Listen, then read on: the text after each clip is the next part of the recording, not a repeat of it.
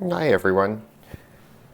Just a quick video today to just talk about installing this Audio-Technica AT3600L.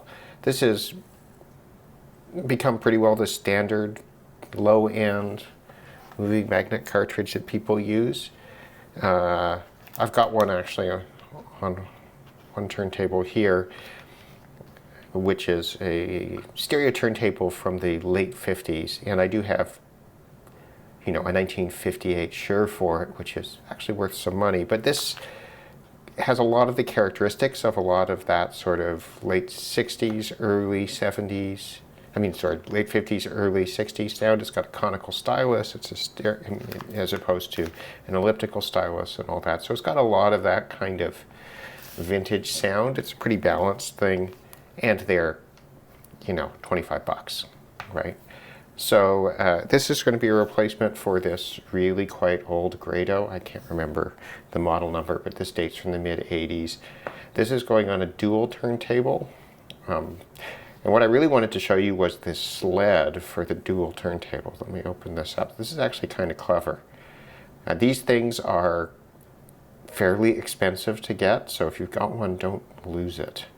But what it does is the cartridge goes on it, standard fashion, and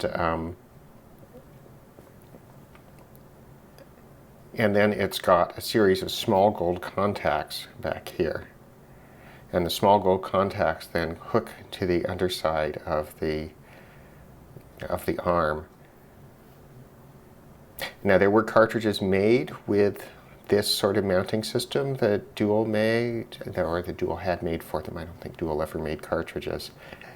And so a lot of turntables were shipped without this mounting plate, and therefore this mounting plate becomes important. So a couple of things. As you can see, what happened to this cartridge is the cantilever got broken in half, right? And I believe the stylus is replaceable on this one. It's not really either available or sensible to do so. It'd make more sense if one wanted to spend $100 to replace it with a Grado Black, right? Which would be more or less the equivalent of this old one.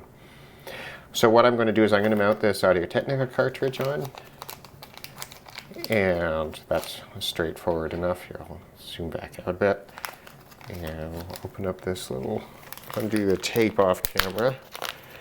There's really not much to this. You just screw it on. Now the issue is alignment, and I can't do that until it's on the turntable, which I don't have here. So, it comes with mounting hardware, right?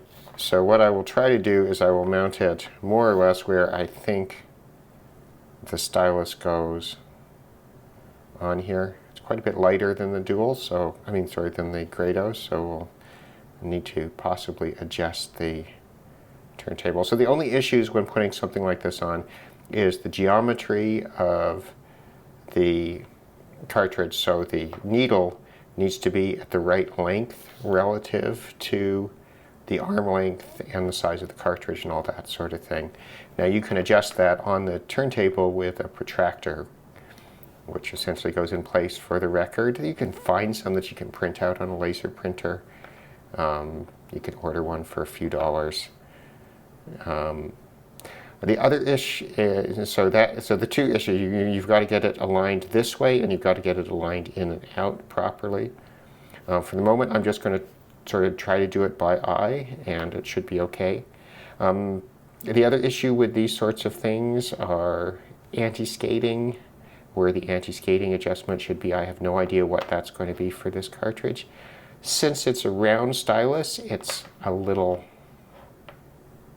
less important, right? You can get away with an awful lot more with a round stylus, although the length of where the cartridge is on the arm matters, and whether it's rotated or not is going to affect a number of things, including stereo balance and right. So disadvantages of a round stylus: the tracking force is higher. So this will run at about 2.5 grams, whereas this, with an elliptical stylus, ran at, 1.5 grams maybe. This is a fairly because it's 80s, it's still fairly heavy.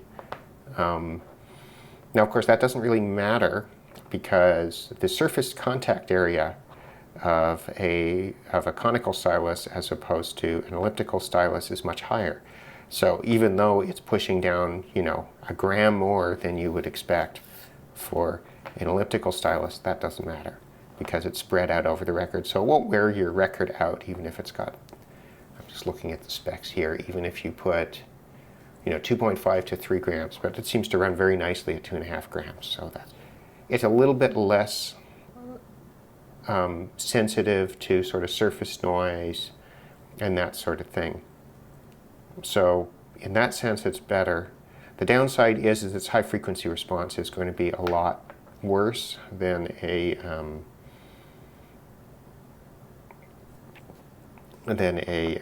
elliptical stylus. And that's really what the main advantage of an elliptical stylus is. I mean, the cartridge claims it goes to 20 kilohertz, but I don't believe that for a second. A conical stylus is going to start to roll off pretty hard at about 15K.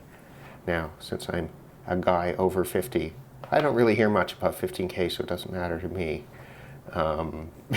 for practical purposes, right? And remember, a stylus and a cartridge is like it's like a microphone. None of them are accurate. It's not. It's an electromechanical device, like a speaker, like a microphone, like a stylus. Yes, you can have calibrated, you can have them get extremely accurate, but really, when it comes down to it, you buy one that sounds nice. And this thing, I think, sounds pretty nice for 25 bucks US.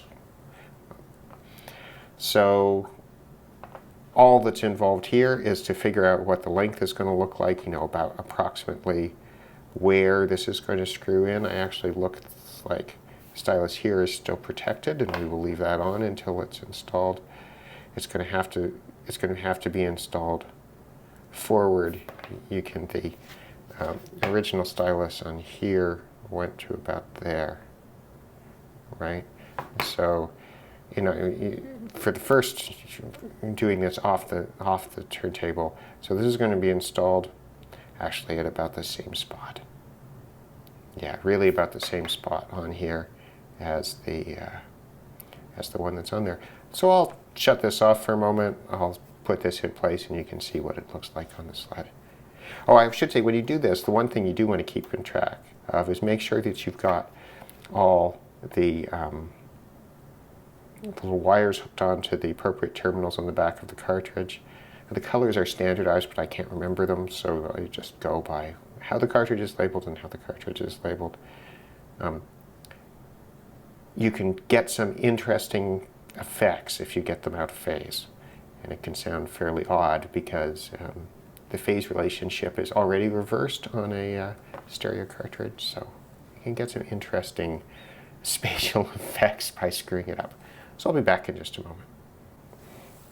Okay, so just to show you how, I'll try to get this light organized, just to show you how it's possible to screw this up. So here's the grado, and the grado has left and right.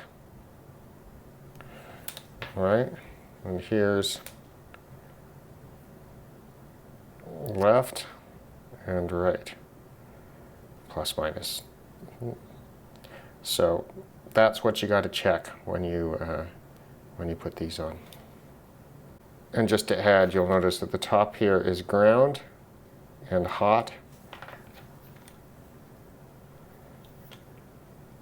Here, plus, which would be hot, and minus, which should be ground. Now, I mean, if you get them reversed, it doesn't really matter as long as you do it the same way on both sides, but nice to get it right. Okay, so looking at it before, I figured that my approximation for getting it right is to get this 7 millimeters from the end here and straight. That's 7 millimeters. And so then we just want to make sure that this looks pretty straight, which it does. That's as good as it's going to be for now. Once it gets onto the turntable, then with the protractor, one can easily make these adjustments as need be. And I will say that is a bit touchy with this cartridge because it's got to come out of the head shell to adjust it. So you adjust the cartridge, you put it back in, you hold it up on the protractor, you snap it out, you put it back in. No, it's going to, the right side's not quite on. Anyway, I'll adjust that afterwards, but that's it.